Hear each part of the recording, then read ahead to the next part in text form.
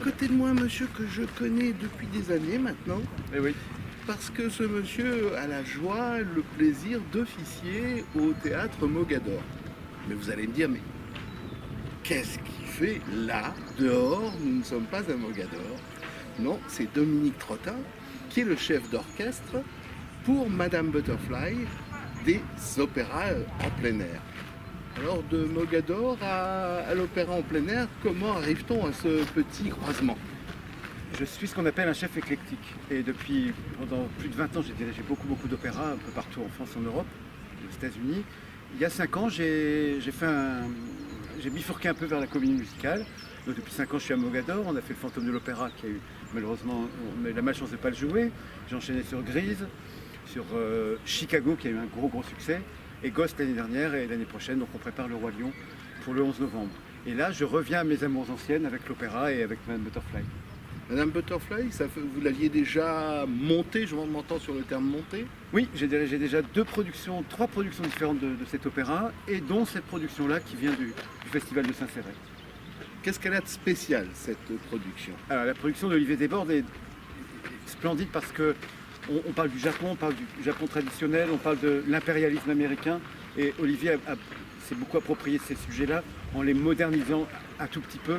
La maison de Madame Butterfly sera symbolisée par une maison qui tombe en ruine suite à, on peut imaginer, où la bombe de Nagasaki. L'action d'ailleurs se passe au début du XXe siècle à Nagasaki.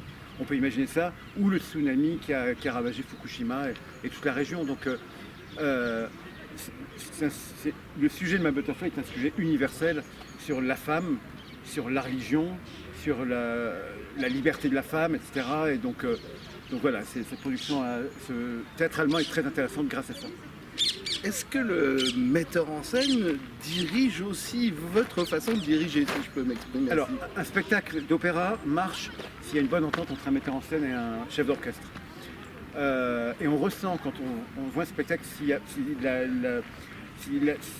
ça n'a pas collé. Et avec Olivier, on parle beaucoup effectivement du spectacle. S'il me demande un temps de silence pour qu'un acteur puisse se déplacer, si moi je demande qu'il y ait une action un peu plus rapide dans le texte, parce qu'il y a une urgence musicale, on parle beaucoup de ça, oui, effectivement. Les voix, les sopranes, les ténors, et je dirais pour Madame Butterfly, il y a le moment tant attendu, le cœur à bouche fermée. C'est quelque chose que tout le monde attend. Est-ce que vous avez une petite directive à donner chaque fois? Alors, je me souviendrai toute ma vie, c'était un des moments, je devais avoir 8 ou 9 ans, j'ai vu à la télévision, c'était en plein été, la version du film de Jean-Pierre Ponel, avec Placido Domingo, Mireille Lafreni, dirigé par Karajan. C'est une sublime version et je me souviendrai toute ma vie de ce chœur à bouche fermée. Alors, ici, on a la chance de jouer en plein air. Ce chœur doit être au lointain. Donc je les mets près de la façade du château pour qu'il y ait un rebond sonore, même s'ils sont très légèrement sonorisés, parce qu'on est en plein air et que la sonorisation est obligatoire, avec un alto qui joue à côté d'eux. Ce chœur est un moment de grâce absolue qui est, je pense, assez unique dans l'opéra. Oui. Vous parlez du château, il est juste derrière nous, mais la scène elle est derrière. De l'autre côté. Ils sont en plein préparatif, donc on ne pouvait pas y aller. De toute façon, on ne va pas se plaindre, vu la... Il y a Monsieur Le Nôtre qui nous a construit un beau Voilà. parc là. Mais on vous le montrera juste après avoir fini l'interview.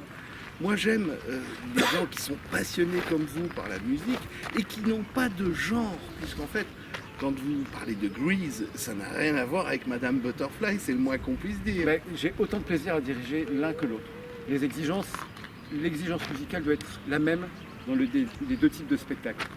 Alors les gens qui sont dans des cases, les gens de la comédie musicale qui ne connaissent pas l'opéra, c'est très dommage, et vice versa.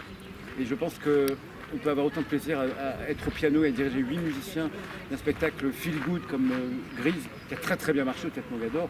On a fait plus de 300 000 spectateurs. Et un opéra dit sérieux, mais le point commun, c'est l'exigence musicale et l'amour du théâtre et l'amour du texte dit et donc chanté par les artistes et par les chanteurs. Quel est l'opéra aujourd'hui, si on vous proposait dans mon théâtre que vous n'avez pas encore dirigé, ça serait quoi? Ou quels seraient plusieurs? Alors gamin, j'avais 2 rêves, c'était Carmen, j'ai dirigé de nombreuses fois dans différentes productions, en France et en Italie, et les dialogues des Carmélites de Francis Poulenc. j'ai eu la chance de le faire. Alors si j'ai un rêve avant de partir en retraite, ce serait pas demain à mon avis. on reste dans l'orientalisme et on reste chez Puccini, ce serait Turandot.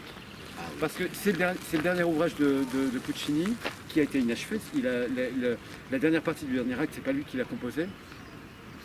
Et c'est l'apogée dans l'écriture de Puccini, au niveau harmonique, au niveau des orchestrations très très modernes déjà pour 1905. Et là, je pense que vraiment, voilà, j'aimerais beaucoup développer cet ouvrage. Je peux m'adresser à Gilbert, notre producteur d'opéra en plein air, pourquoi pas une prochaine. Je dis ça comme ça. Voilà, hein. bon, c'était entre nous. Un bon entendeur. Mais Turandot a été présenté déjà il y a pas très longtemps, je crois que c'est il y a 2 ans. C'est un opéra à grand spectacle qui nécessite beaucoup de choristes, un gros orchestre. C'est un spectacle à production très très chère, mais c'est un spectacle qui est tellement spectaculaire et musique exceptionnelle. On a parlé opéra, on va revenir aux comédies musicales. Un rêve de diriger quel grand classique ou quelle grande nouveauté? Alors, j'ai eu l'extrême joie de diriger Chicago pendant une saison complète à Mogador. Là, pareil, on a fait plus de 300 000 spectateurs, qui est pour moi un spectacle complètement abouti par la musique et par les textes de Kander et Ebb. Et on a eu la chance extrême d'avoir Anne Rankin, qui était la chorégraphe à la création avec Bob Fosse, qui est revenue à Paris pour remonter le spectacle avec des nouvelles chorégraphies. Il y a eu un état de grâce artistique, je pense, unique. Et quand je recroise des artistes, des musiciens qui étaient dans cette production, on a un souvenir très ému et impérissable. J'ai l'extrême chance de diriger l'année prochaine Le Roi Lion, qui est un spectacle Disney, tiré de la bande dessinée, qui est un spectacle théâtralement unique. C'est Julie Taylor qui a mis en scène ce spectacle. Le visuel de ce spectacle, la première scène, les gens qui ont vu ce spectacle à Londres, à New York, ou même à Mogador, ou à Paris, ça s'est joué il y a 13 ans, pendant 2 saisons, se souviendront toujours de ce tableau d'ouverture, des animaux qui arrivent de la salle, de ces 2 girafes qui arrivent sur ce ciel levant dans la savane. Voilà, si j'ai un rêve, j'aimerais revenir aussi peut-être aux comédies musicales anciennes, 42e rue, des choses comme ça. Mais j'aime, et là pareil, j'aime l'éventail par les périodes. On peut commencer à Cole Porter, on peut aller à Gershwin, mais on peut aller aux comédies musicales actuelles. J'aime, pour des raisons différentes, j'aime ce genre de la comédie musicale, vraiment. Eh bien, à la fin de l'année, on va avoir une reprise peut-être du musical le plus célèbre, West Side Story, qui sera mise en scène, enfin qui a été mise en scène par Steven Spielberg cette fois. Ah mais aussi, donc. Alors, j'étais un peu, quand j'ai appris cette nouvelle, je me suis dit, on touche à un Graal quand même, parce que le film des années 50 est tellement mythique, avec des images, des qualités de lumière, des angles de vue, un rythme de montage qui était assez exceptionnel, et surtout pour l'époque. Et j'ai vu des extraits de la bande-annonce du film de Spielberg. Il fait référence à cette version en étant Spielberg lui-même. Donc j'irai courir voir ce spectacle qui au départ je le craignais un peu, mais Spielberg ose tout et souvent avec grand succès, donc j'irai voir West Side Story. Qu'est-ce qu'on vous souhaite alors pour les... Bon, il y a le Roi Lion, ça on le sait, il y a tout l'été avec Madame Butterfly. Ce qu'on peut nous souhaiter, c'est... Aujourd'hui on est mercredi, je ne me suis pas exprimé artistiquement depuis 16 mois. Puisque c'était le 16 mars, nous avons joué la dernière représentation de Ghost avant le confinement. Et depuis 16 mois, donc, on est dans un silence musical. Tout à l'heure, je parlais d'une apnée artistique aussi.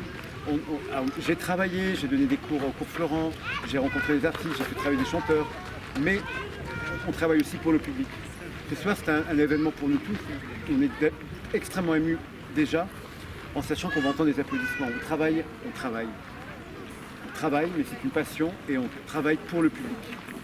Ce que je souhaite, c'est que ce fichu virus ne revienne pas et qu'on puisse se réexprimer et donner à nouveau du plaisir au public qui en a bien besoin.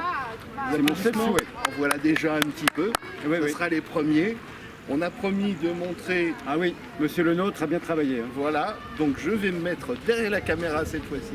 Et à bientôt. Je vous remercie encore. Plaisir. Ciao.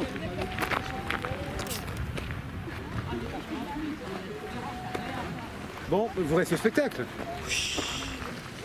Ah bah oui, quand même. Bon. À tout à l'heure. Je suis un fou d'opéra quand même. Bon. À tout à l'heure. À tout à l'heure.